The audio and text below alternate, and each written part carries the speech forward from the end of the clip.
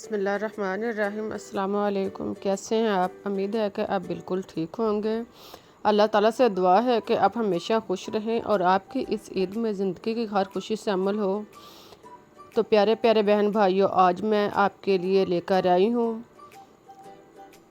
एक बहुत ही लजीज और ग़िज़ाइयत से भरपूर रेसिपीज़ जो बनाने में बहुत आसान है।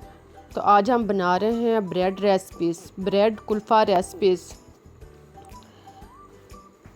तो प्यारे प्यारे बहन भाइयों, हम शुरू करते हैं अपनी रेसिपीज़। लेकिन इससे पहले आप लोगों से दरख्वास्त है कि मेरे चैनल को सब्सक्राइब कर लें और लाइक और शेयर ज़रूर करें।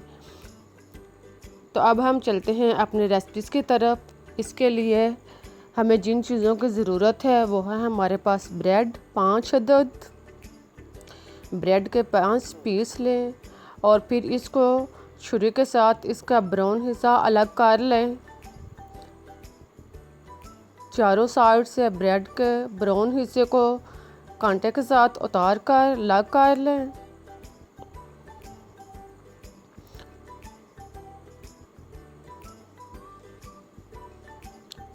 ब्रेड के किनारों को उतारने के बाद इसको एक अलग बर्तन में रख दें। आप इसका ब्रेड क्रम्स भी तैयार करके महफूज कर सकते हैं। अब ब्रेड के जो पीस थे जिनके हमने किनारे उतारे हुए थे, इसको मज़ीद छोटे छोटे पीसों में तकसीम कर लें।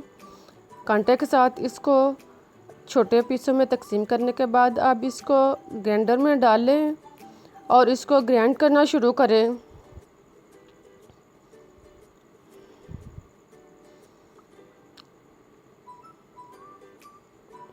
अगर ये ग्राइंड नहीं हो रहे तो आप इसको ढक्कन उतार कर 1-2 दफ़ा चम्मच के साथ मिक्स करें ऊपर नीचे और फिर इसको ग्राइंड कर लें। इस तरह ये ग्राइंड हो जाएंगे। सारे ब्रेड को ग्राइंड करने के बाद अब चूल्हे पर बर्तन रखें और इसमें 1 लीटर दूध शामिल करें और फिर इसमें बादाम 15 से 20 और पिस्ता 15 से 20 अदद लेकर इसका पेस्ट बना लें, यानी इसको पीस लें।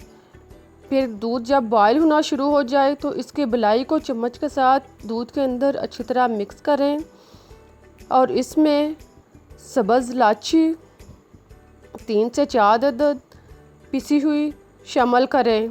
साथ में आधा कप चीनी या अपने टेस्ट के मुताबिक भी आप इस्तेमाल कर सकते हैं डालें और इसको चम्मच के साथ मिक्स करें।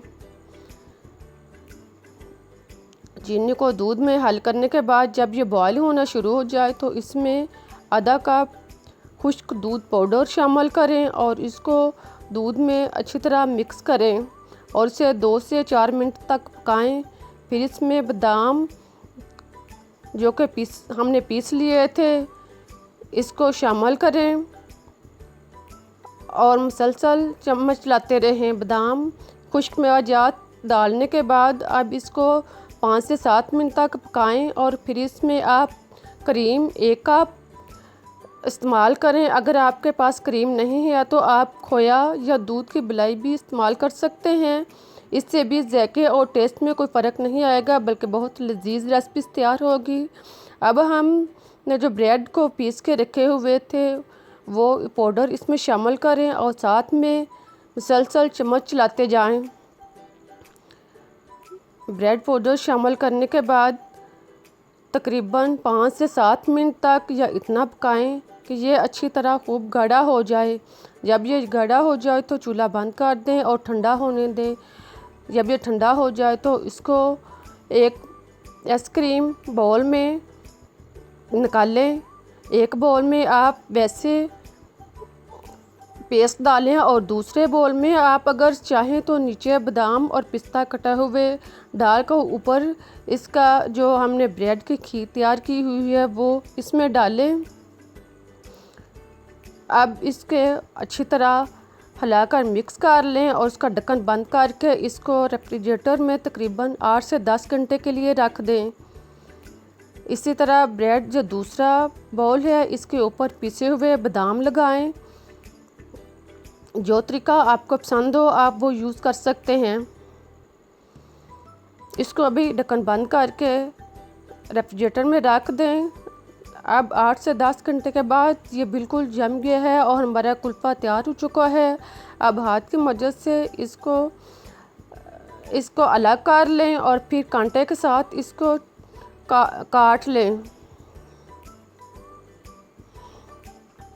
इसको तकरीबन 3 से 4 हिस्सों में काट लें